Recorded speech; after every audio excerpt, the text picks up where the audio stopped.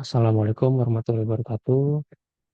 Selamat pagi, perkenalkan nama saya Nabila Gaizaka Afandi dengan NPM 2206 027210 dan pada kesempatan kali ini saya akan mencoba untuk mempresentasikan mengenai hot corrosion pada superalloy berbasis nikel besi dalam aplikasi turbin gas. Dan untuk kasus ini saya dapatkan dari jurnal berjudul Hot Corrosion Behavior of Nickel Iron Based Superalloy in Gas Turbine Application, karya Chela Ganesh dan kawan-kawan pada tahun 2020. Nah, untuk pada kasus ini material yang digunakan itu adalah Alloy X atau paduan nikel kromium besi dengan komposisi utamanya itu ada nikel, krom dan juga Fe dengan eh, persentase komposisi 47, 22 dan 18,5 serta paduan-paduan minor lainnya seperti molybdenum, silikon, wolfram dan juga karbon. Kemudian untuk temperatur dan durasi paparannya itu adalah 1100 derajat Celcius selama 50 jam gitu ya. Jadi pengujian ini memang dilakukan dalam skala laboratorium, conveyor analysis, namun kondisi temperatur serta lingkungannya memang disesuaikan dengan kondisi lingkungan aplikasi dari turbin gas, seperti itu. Nah, untuk lingkungannya sendiri, ada dua jenis, ada lingkungan udara atmosfer dan juga lingkungan garam leleh. Di mana lelehan garam yang digunakan itu ada dua jenis, yaitu Na2SO4 plus NaCl dan juga ada Na2SO4 plus NaCl plus V2O5. Di mana hal ini digunakan untuk menstimulasikan kontaminan yang berbeda-beda. Seperti itu. Untuk pengujian yang dilakukan ada empat, ada mass change, XRD, SEM, dan juga ADS. Nah, pertama kita lakukan pengujian mass change dulu. Jadi untuk pengujian mass change ada tiga sampel, yaitu sampel pertama kita sebut dengan angka aja biar gampang. Sampel nomor satu itu adalah sampel yang dipaparkan oleh udara atmosfer. Sampel nomor dua yang dipaparkan oleh Na2SO4 plus NaCl. Dan sampel nomor tiga adalah sampel yang dipaparkan oleh Na2SO4 plus NaCl plus V2O5.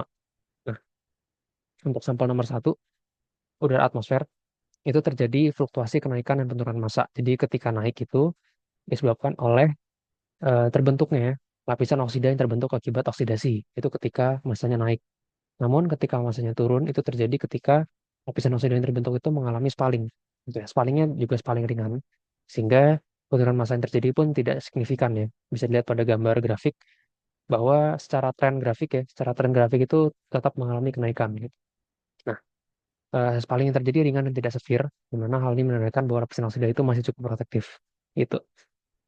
Sementara untuk sampel kedua, yaitu sampel garam Na2SO4 NaCl, itu masanya mengalami peningkatan secara bertahap atau gradual. Gitu. Di mana hal ini karena Na2SO4 NaCl itu memiliki titik eutetik yang rendah, yaitu 650 derajat Celcius. Lebih rendah dari temperatur pemaparan, 1100 derajat Celcius. Sehingga lelehan garam ini cukup agresif dan dapat untuk berpenetrasi melalui lapisan oksida yang terbentuk dan merusak lapisan oksida tersebut gitu ya. Sehingga dapat mempercepat terjadinya reaksi oksidasi yang dapat menyebabkan penghasilan lapisan oksida dengan cukup cepat ya. Karena lapisan oksida yang dihasilkan itu cukup cepat sehingga massa total dari sampel juga mengalami kenaikan dengan cukup cepat ya. Namun cepatnya itu tetap gradual lah, tidak cepat sekali gitu.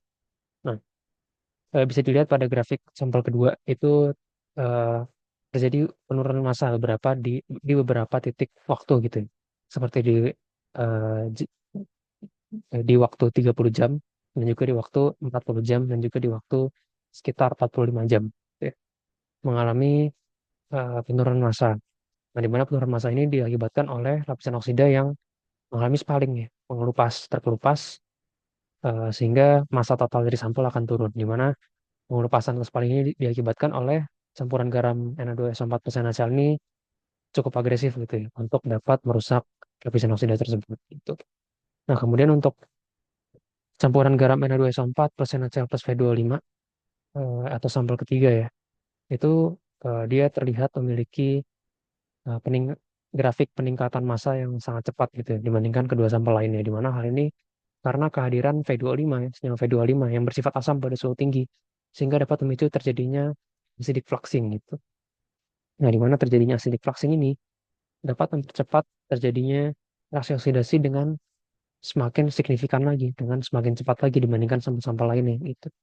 Sehingga eh, laju penghasilan produk oksida yang dihasilkan pun juga akan menjadi semakin cepat ya, gitu. Sehingga peningkatan massa yang terjadi pada sampel ketiga juga terjadi secara signifikan dan secara cepat.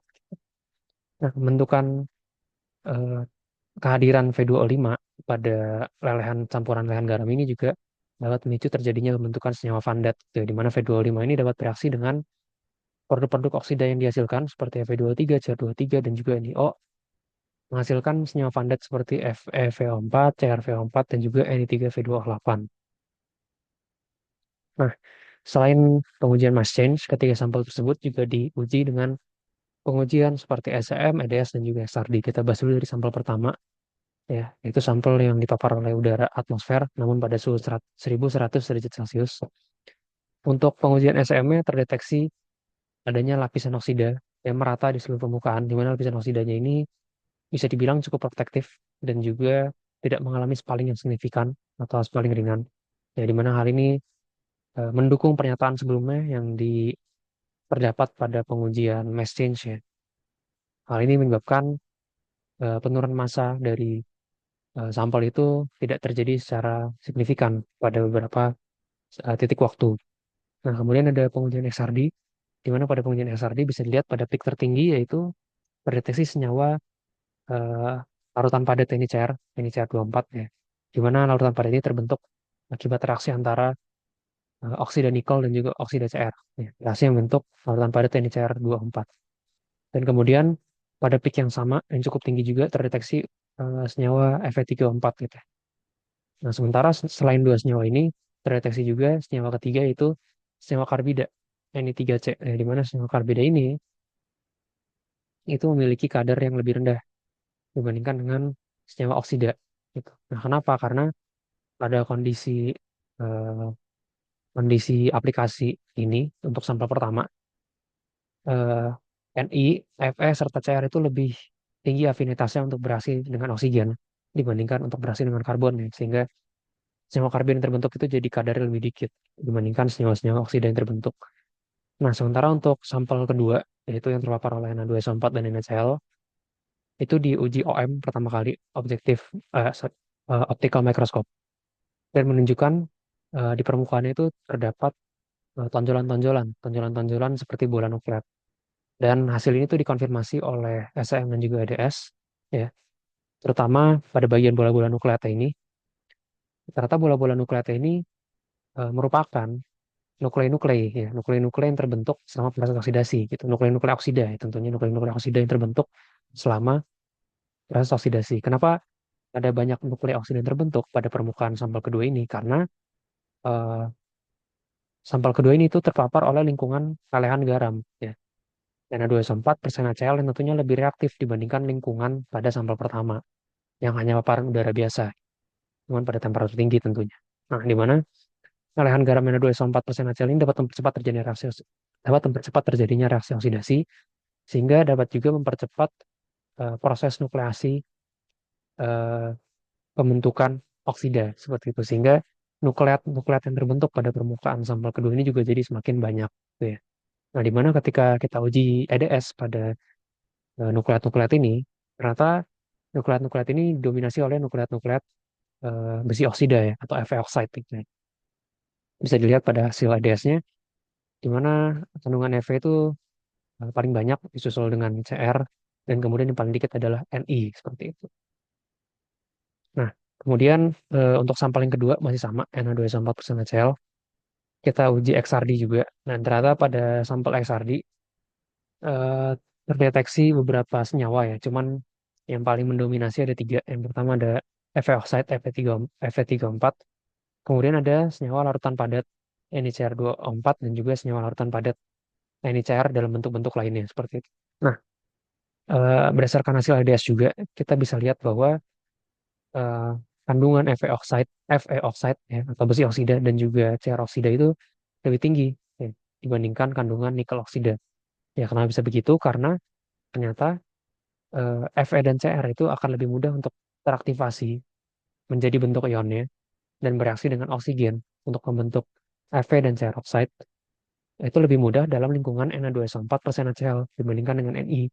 Nah, karena Ni itu lebih sulit untuk teraktivasi menjadi ion dan untuk kemudian bereaksi dengan oksigen membentuk Na oxide, sehingga kadar Na oxide pun jadi lebih rendah dibandingkan Fe oxide dan juga Cr oxide gitu. Nah, kemudian ada sampel ketiga, yaitu sampel dengan paparan Na2SO4 per NaCl plus V2O5. Nah, pada sampel ketiga ini kita lihat di uji XRD ya. Pada XRD itu eh, sampel terutama pada oksida yang terbentuk ya, itu didominasi oleh oksida lertan padat, ya, ini Cr2O4 dan juga oksida Fe3O4. Dan ketika kita uji EDS, ya, bisa dilihat pada gambar di sampingnya bahwa kadar oksida paling banyak itu eh, merupakan oksida nikel, ya. Kemudian disusul oleh oksida krom, dan yang paling rendah kadar oksidanya itu adalah Fe oxide gitu, ya, besi oksida. Itu. Nah, eh, di mana masing-masing dari oksida-oksida tersebut, Na oxide, Cr oxide, dan Fe oxide dapat bereaksi dengan, nah tadi nikel oxide, Cr oxide, dan juga Fe oxide dapat bereaksi dengan senyawa V2O5, ya. V2O5 yang terkandung di dalam eh, campuran lelehan garam gitu, ya. Di mana masing-masing dari ketiga senyawa oksida tersebut dapat membentuk senyawa Van Dat seperti FeVO4, CrVO4, dan juga Ni3V2O8. Namun eh, stabilitas termal atau ketahanan termal dari Ni3V2O8 itu ternyata lebih baik dibandingkan FeVO4 dan juga CrVO4. Dalam artian Ni3V2O8 itu memiliki temperatur leleh yang lebih tinggi dibandingkan FeVO4 dan juga CrVO4. Sehingga Ni3V2O8 itu akan dapat eh, lebih stabil ya, lebih stabil pada temperatur tinggi dan dapat terdeteksi dengan lebih banyak ya. Kadarnya itu akan lebih banyak jumlahnya dibandingkan FeVO4 dan juga CrVO4 gitu. Nah, karena kadar Ni3V2O8 yang lebih tinggi akibat dia yang lebih stabil dalam temperatur tinggi, sehingga ketika diuji EDS, ya tentunya senyawa nikel oxide itu jadi lebih tinggi dibandingkan senyawa Cr oxide dan juga senyawa Fe oxide seperti itu. Jadi sebenarnya pada pengujian EDS ini nikel oxide, Cr oxide, dan Fe oxide yang terdeteksi itu berada dalam bentuk senyawa Van Dat-nya gitu ya. Jadi bukan oxide murni tapi ada eh, sudah bereaksi dengan V2O5 gitu. Nah, dari kasus ini kita bisa menarik beberapa kesimpulan. Yang pertama, untuk urutan laju oksidasi, paling cepat itu adalah sampel ketiga, yaitu sampel yang Na2SO4 plus NaCl plus V2O5. Kenapa? Karena adanya V2O5 itu dapat menginisiasi atau eh, menginduksi terjadinya mekanisme acidic fluxing. Ya, di mana acidic fluxing ini atau pelarutan pelarutan lapisan oksida eh, secara asam itu dapat mempercepat terjadinya oksidasi secara signifikan dibandingkan dengan sampel kedua yang tidak ada V2O5-nya, dan juga dibandingkan untuk sampel ketiga yang paling lambat nih, karena sampel ketiga itu tidak terpapar oleh lelehan garam. Nah, kemudian untuk kesimpulan yang kedua yaitu pembentukan senyawa Van Dat pada sampel 3 ya. Sampel yang mengandung V2O5 pada lelehan garamnya, itu oksid-oksid yang terbentuk seperti Fe23, Cr23, dan NiO itu dapat bereaksi dengan V25 dalam bentuk NaVO3-nya dan kemudian menghasilkan senyawa Van Dat seperti FeVO4, CrVO4, dan juga Ni3V2O8. Di mana seperti yang sudah dijelaskan sebelumnya, kita bisa menarik kesimpulan lagi ke kesimpulan ketiga bahwa senyawa Ni3V2O8 itu lebih stabil secara termal dibandingkan CrV, CrVO4 dan juga FeVO4. Hal ini menyebabkan Ni3V2O8 itu kadarnya yang paling tinggi. Kadarnya itu yang paling tinggi dibandingkan CrV4 dan FeV4 ketika diuji dengan EDS. Nah, untuk kesimpulan keempat itu adalah difokuskan pada sampel kedua ya, yaitu pada sampel yang terpapar oleh lingkungan Na2SO4 plus NaCl.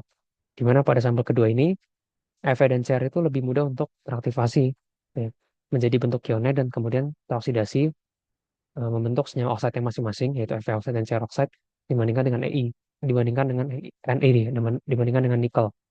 Hal ini menyebabkan senyawa Fe dan Cr oxide itu lebih banyak kadarnya ya, untuk terdeteksi ketika diuji dengan EDS dibandingkan senyawa nikel oxide seperti itu. Sekian penjelasan dari saya mengenai kasus tersebut. Mohon maaf bila ada kesalahan kata. Wassalamualaikum warahmatullahi wabarakatuh.